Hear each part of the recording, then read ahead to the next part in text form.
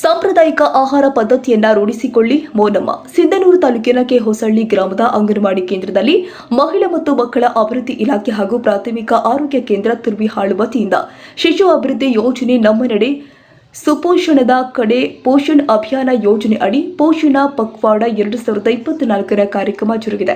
ನಂತರ ಮಾತನಾಡಿದ ಮೇಲ್ವಿಚಾರಕಿ ಮೋನಮ್ಮ, ಪಕ್ವಾಡ ಕಾರ್ಯಕ್ರಮ 15 ದಿನಗಳ ತನಕ ನಡೆಯಲಿದ್ದು ಇದು 3 ಥೀಮ್ಗಳನ್ನು ಒಳಗೊಂಡಿದ್ದು ಪೋಷಣ ಬೇಪಡಾಗಿ ಸಾಂಪ್ರದಾಯಿಕ ಆಹಾರ ಪದ್ಧತಿಗಳ ಹಾಗೂ ಗರ್ಭಿಣಿಯರ ಆರೋಗ್ಯ ಮತ್ತು ಚಿಕ್ಕ ಮಕ್ಕಳ ಆಹಾರ ಅಭ್ಯಾಸವನ್ನು ಒಳಗೊಂಡಿದೆ. ಇದನ್ನ ಎಲ್ಲ ತಾಯಂದಿರು ಹಾಗೂ ಗರ್ಭಿಣಿಯರು ಸದುಪಯೋಗಪಡಿಸಿಕೊಳ್ಳಬೇಕು ಅಂತ ಹೇಳಿದ್ದಾರೆ. ನಂತರ ಮಕ್ಕಳಿಗೆ ಗರ್ಭಿಣಿಯರಿಗೆ ಹಾಕುವ ಲಸಿಕೆಗಳು ಮತ್ತು ಸ್ವಚ್ಛತೆ ಬಗ್ಗೆ ಪ್ರಾಥಮಿಕ ಆರೋಗ್ಯ ಕೇಂದ್ರ ಕಿರಿಯ ಸಹಾಯಕಿ ಮೋತಿನ್ ಬಿ ತಿಳಿಸಿದರು. ಮೆಹಬೂಬ್ ಮೊಮಿನಾ, ಸಿದ್ದಿ ಟಿವಿ. ಅಭಿಯಾನ ಯೋಜನೆಯಡಿ ಪೋಷಣ್ ಪಕ್ವಾಡ ಕಾರ್ಯಕ್ರಮವನ್ನು ಹಮ್ಮಿಕೊಂಡಿದ್ದೀವಿ. ಪ್ರತಿ ವರ್ಷ 2017ರಿಂದಲೂ ಈ ಕಾರ್ಯಕ್ರಮ ಇದೆ. ಪ್ರತಿ ವರ್ಷನೂ ನಾವು ಪೋಷಣ್ ಪಕ್ವಾಡ ಮಾಡ್ತಾ ಇದ್ದೀವಿ. ಅಂದ್ರೆ ಇದು ಪೋಷಣ್ ಮಾಸಾಚರಣೆ ಸೆಪ್ಟೆಂಬರ್ ಮಾಹೆಯಲ್ಲಿ ಪೋಷಣ್ ಮಾಸಾಚರಣೆ ಜೊತೆಯಲ್ಲಿ ಪೋಷಣ್ ಪಕ್ವಾಡ ಕಾರ್ಯಕ್ರಮ ಮಾಡ್ತಾ ಇದ್ದೀವಿ. ಆದರೆ ಈ ವರ್ಷ ಮಾರ್ಚ್ 9ರಿಂದ ಮಾರ್ಚ್ 23ರವರೆಗೆ ಸತತವಾಗಿ 15 ದಿನಗಳ ಕಾಲ ಪೋಷಣ್ ಪಕ್ವಾಡ ಕಾರ್ಯಕ್ರಮ ಹಮ್ಮಿಕೊಳ್ಳಲಾಗಿದೆ. ಈ ಕಾರ್ಯಕ್ರಮವನ್ನು ಈ ದಿನ ನಾವು ಅಂಗನವಾಡಿ ಕೇಂದ್ರದಲ್ಲಿ ಉದ್ಘಾಟನೆ ಮಾಡೋದರ ಮುಖಾಂತರ ಚಾಲನೆಯನ್ನ ಕೊಟ್ಟಿದ್ದೀವಿ. ಮುಖ್ಯವಾಗಿ ಈ ಪೋಷಣ್ ಪಕ್ವಾಡ ಅಂದ್ರೆ 15 ದಿನಗಳ ಕಾರ್ಯಕ್ರಮಕ್ಕೆ ನಾವು ಪಕ್ವಾಡ ಅಂತ ಹೇಳ್ತೀವಿ. ಈ 15 ದಿನಗಳ ಕಾರ್ಯಕ್ರಮದಲ್ಲಿ 3 ಥೀಮ್ಗಳನ್ನ ಇಟ್ಕೊಂಡಿರ್ತೀವಿ. ಈ ವಾರದ ಥೀಮ್ ಏನಾಗಿದೆ ಅಂದ್ರೆ ECCD ಅಂದ್ರೆ ಶಾಲಾ ಪೂರ್ವ ಶಿಕ್ಷಣ, ಮಕ್ಕಳಲ್ಲಿ ಶಾಲಾ ಪೂರ್ವ ಶಿಕ್ಷಣವನ್ನ ಉತ್ತಮಗೊಳಿಸುವುದು. ಎರಡನೇದು ಬುಡಕಟ್ಟು ಆಧಾರಿತ ಸಮಾಜಗಳಲ್ಲಿ ಸಾಂಪ್ರದಾಯಿಕವಾದ ಅಡಿಗೆ ಪದ್ಧತಿಗಳನ್ನ ಪ್ರೋತ್ಸಾಹ ಮಾಡುವಂಥದ್ದು. ಮೂರನೇದು ನೈರ್ಮಲ್ಯ ಮತ್ತು ಸ್ವಚ್ಛತೆಯ ಬಗ್ಗೆ. ಈ 3 ಥೀಮ್ಗಳನ್ನ ಇಟ್ಕೊಂಡು ನಾವು ಪೋಷಣ್ ಪಕ್ವಾಡ ಕಾರ್ಯಕ್ರಮವನ್ನು ಮಾಡ್ತೀವಿ.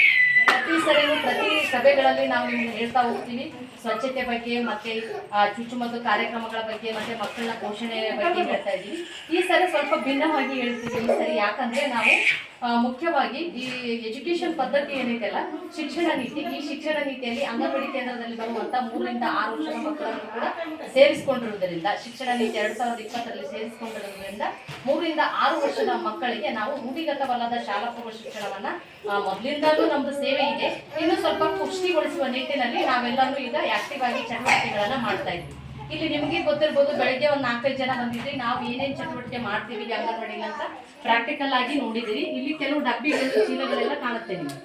ECC ಅಂತ ಹೇಳ್ತೀವಿ ನಾವು. ECC ಅಂದ್ರೆ early childhood care and protection ಅನ್ನುವಂಥ education. Early childhood care education and protection ಅನ್ನುವಂಥದ್ದು. ಈ ಅರ್ಲಿ ಚೈಲ್ಡ್ಹುಡ್ ಕೇರ್ ಅಂದ್ರೆ 3 ರಿಂದ 6 ವರ್ಷದ ಒಳಗೆ ಮಕ್ಕಳಲ್ಲಿ ಅವರಿಗೆ ಆಟದ ಜೊತೆಗೆ ಪಾಠವನ್ನ ಹೇಳಿಕೊಡುವುದು.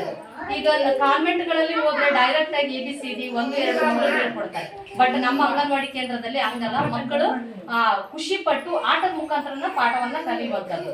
ಫಾರ್ ಎಕ್ಸಾಂಪಲ್, ಇಲ್ಲಿ ಮಕ್ಕಳ ಚೀಲಗಳನ್ನ ಹಾಕಿದೀವಿ ನಾವು. ಪ್ರತಿದಿನ ಮಕ್ಕಳಿಗೆ ಚಟುವಟಿಕೆಗಳನ್ನ ಮಾಡಿಸ್ತೀವಿ. ಆ ಮಗು ಏನೇನು ಚಟುವಟಿಕೆ ಮಾಡಿದೆ ಅನ್ನೋದನ್ನ, ಮಗು ಹೆಸರು, ಯಾವ ಡೇಟದಿಂದ ನಾವು ಚಟುವಟಿಕೆ ಮಾಡಿದೀವಿ ಅನ್ನೋದನ್ನ ಆ ಚೀಲದ ಹಾಕಿರ್ತೀವಿ. ಈಗ ನಾವು 1 ತಿಂಗಳು 2 ತಿಂಗಳಿಂದ ಇಲ್ಲಿ ಮಾಡಿದೀವಿ. ಮಾದರಿ ಅಂಗನವಾಡಿ ಕೇಂದ್ರಗಳಲ್ಲಿ ಆಗಲೇ 6-7 ತಿಂಗಳಿಂದ ಸ್ಟಾರ್ಟ್ ಮಾಡಿದೀವಿ. ಇದು ಬಹಳ ಉತ್ತಮವಾಗಿ ಮಕ್ಕಳ ಕಲಿಕೆಗೆ ಬಹಳ ಪ್ರೇರೇಪಿಸ್ತೈತಿ. ಜೊತೆಗೆ ಫಸ್ಟ್ ಬೆಳಿಗ್ಗೆ ಬಂದ ತಕ್ಷಣ ನಾವು 10 ಗಂಟೆಯಿಂದ 10:30ವರೆಗೂ ಮುಕ್ತ ಆಟ ಅಂತ ಆಡಿಸ್ತೀವಿ.